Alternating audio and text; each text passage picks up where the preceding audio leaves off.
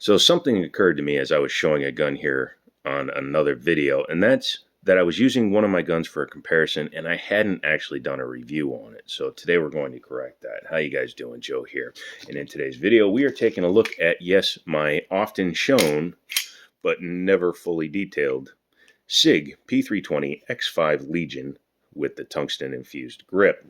Before we get going into that, this one came from Middletown Firearms, so if you could do me a big favor, check them out. Just Google them, Middletown Firearms, Middletown, Virginia. Say, hey, look, I saw this on the Jiminy show, and I'd like to get one for myself.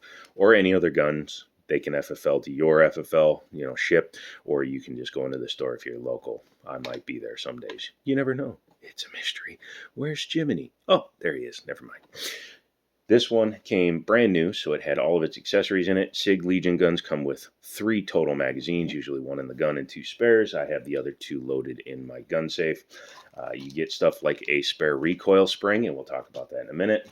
And there's a couple of things in here because of the way my gun is currently configured. Underneath here, I have stored the gun lock, the bag the gun came in, the Legion series pamphlet, because you actually have to register and send away if you want the challenge coin and the range bag, because they no longer give that to you in a package. Either A, cost savings, or B, because people just never cared about it and it's a way for SIG to save some money. You also get a spare fiber optic rod for your, actually 2 of them, red and yellow green, for your Dawson Precision front sight, which we will take a look at as we examine the gun.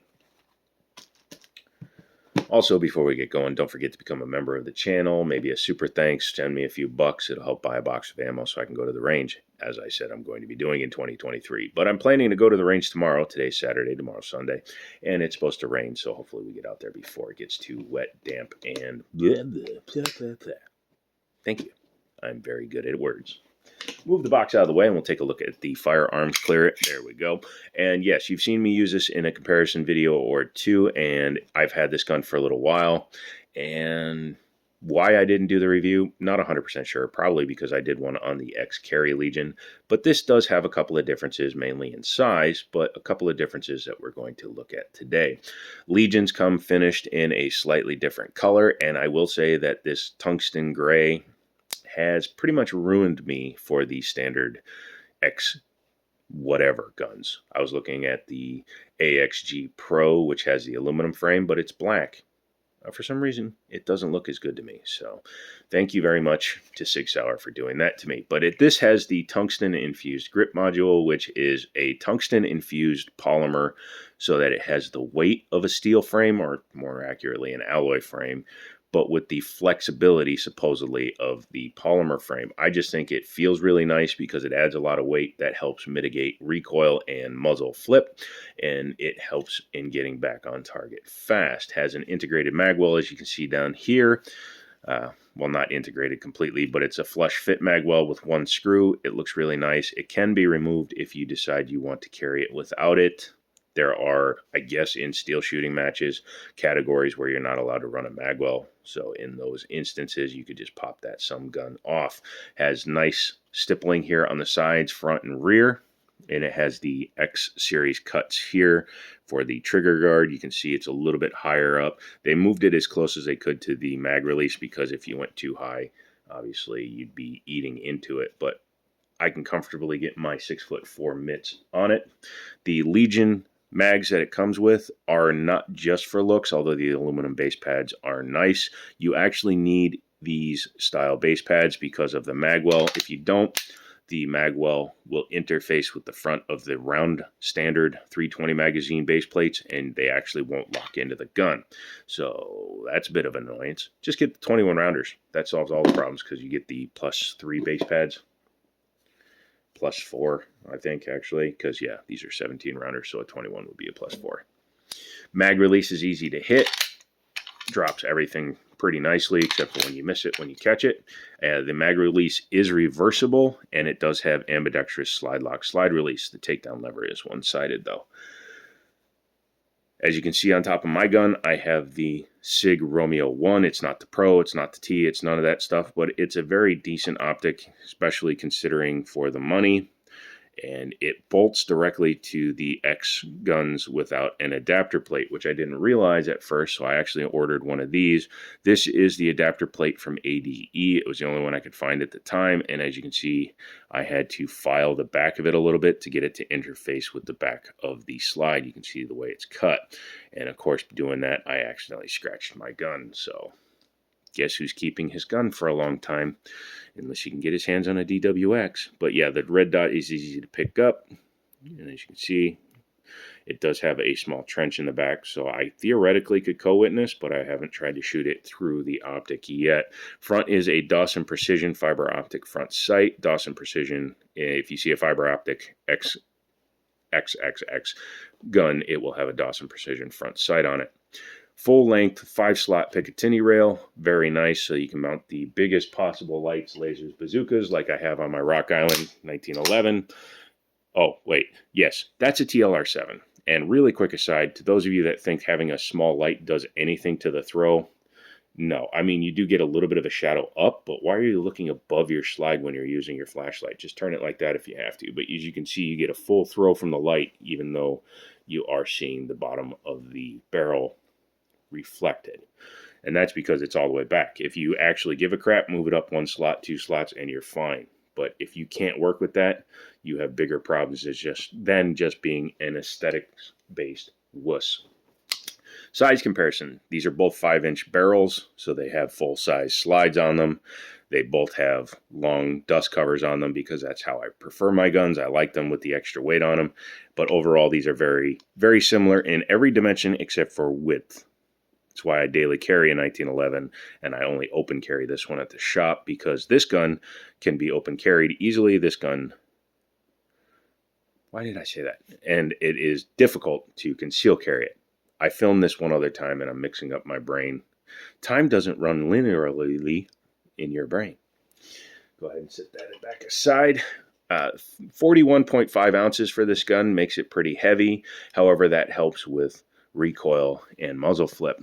However, it has one of the easiest slides I've ever run on a full-size gun. It feels like a Smith & Wesson EZ. You can see you can easily press check it, 2-finger it, whatever you need to do.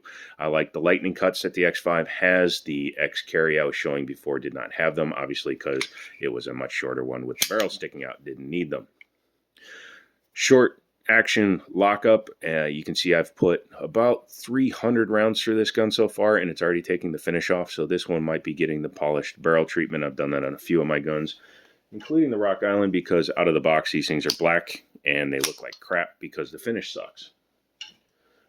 We'll be doing something talking about what I've done to that gun in another video. But in terms of functionality, this gun has been 100% reliable for me. I did have some bad ammo that took 2 strikes to fire, but I don't blame the gun for that because it was a very good primer strike the first time. It just didn't have enough to ignite at that time. You know what I mean. Let's go ahead and talk about the trigger. It has the flat face X trigger. In fact, it has the skeletonized X trigger. They claim that the pull is even lighter than the standard X trigger. I believe it. I've owned both. I think it's a little overhyped because it's still a striker fire trigger, but it's not bad in any way. So you have a little bit of take up, which all striker fire guns do. All guns do. Even that 1911 does with the set screw all the way back. But you pull it back, stops there, and not bad. Reset is decent. Right back to the brake. They say 90 degrees, but that's like 85 degrees. And sounds different from a standard gun. It sounds a little bit lighter. It doesn't sound as spongy as a standard 320. And anybody that's ever fired a standard one will tell you exactly what I'm saying. That is a spongy noise on most of them, where this one is a little bit more metallic. I like it. I like it a lot. The grip on this guy comes up super high. The X5 started doing that. Wilson Combat kind of mimics this overall design because Wilson Combat worked with Sig Sauer. And I think it feels really nice in the hand. I like that it doesn't have that dumbass thumb groove on the side. There's no point to that. I don't know very many people that hold their gun like this. If you over your thumb hold, how does that feel? That must be very awkward. Unless, of course, you're a teacupper. Pardon me. James Bond, in one of his movies when he was shooting his P99, Sorry about that. I think one of my coworkers, he's getting me sick. But anyways, James Bond in one of his movies is walking around with his P99, and the son of a bitch is teacupping his gun. So, Pierce Brosnan, you are the best Bond. Shut up, Sean Connery fans. But your gun control sucks. Where was I? Oh, yeah. One of the downsides to this grip module is the fact that this ledge interferes with my hold sometimes. If I'm not paying attention, my thumb will drift down. So I'll be shooting and my thumb will just pull both of my hands down because of my nerve damage. I can't feel it happening. And when I do, I will push up on the slide lock, locking the slide to the rear without even thinking about it. So I've had some stoppages when I was shooting, but it's been because of my thumb.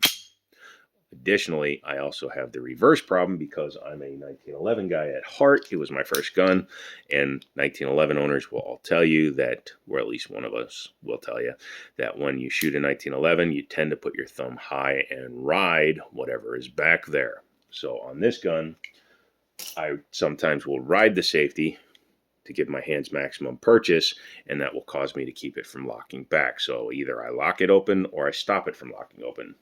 Meh, oops.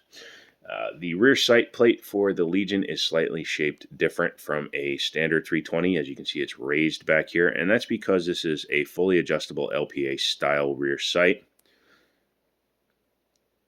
I'm not sure. It's branded, it's got the SIG branding, but I think this is a Dawson Precision. But yeah, you can see you can adjust it for both windage and elevation, so you can get really good sighting on it. If only my 220 had that rear sight. What do you say we take her apart? Okay. I don't know why I always act like it's Dora the Explorer and I'm waiting for you to agree with me. I'm going to take it apart anyway. So move your takedown lever to 90 degrees and you can just take the top off. You will see that this is not captive. So make sure that you're prepared to go looking for your full-length steel guide rod in case you do exactly that. I did that on purpose. I know I did because I did it. So I'm going to set this down on a piece of paper towel because, again, this gun has a few rounds through it and I haven't cleaned it since my last range trip. Oh, you didn't clean it after every range trip? No, I didn't, so you'll be fine. But one thing you will see is that these two guide rod springs have different colors on them. One is red on the end, one has no coloring. That's how you can tell the difference between them, at least until that paint comes off. This was installed in the gun and it's a little bit lighter. You can see how much tightlier sprung. Yeah, that's English. This one is compared to that one. So if you're having cycling issues, you can change your spring, or if you're going to run hotter ammo, I believe that's why you would want a stiffer spring. And I believe, I can't remember which way it goes, but if you're going to suppress that gun, even though it doesn't have a threaded barrel, you would want a different spring rate as well. Dropping the barrel out, it's a full 5-inch barrel, so it's a little bit longer than standard. Yeah, and as I said, 300 rounds, and it's already taking a lot of the finish off. I don't mind. I don't care. As long as the gun works. Actually, that finish is actually fine. It's just my own idiot brain saying it. But there is definitely loss of finish on top of the barrel hood. Shiny, don't run. The lightning cuts are pretty nicely done.